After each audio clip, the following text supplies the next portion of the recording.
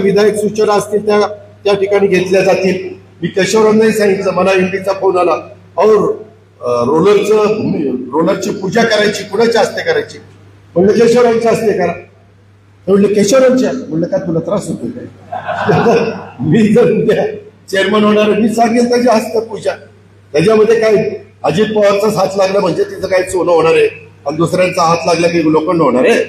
त्याच्यावर तसं तुम्ही समजू नका। तुम्ही सगळे जण सभासद हे चेअरमनात या पद्धतीने तुम्हाला वागवून नाही।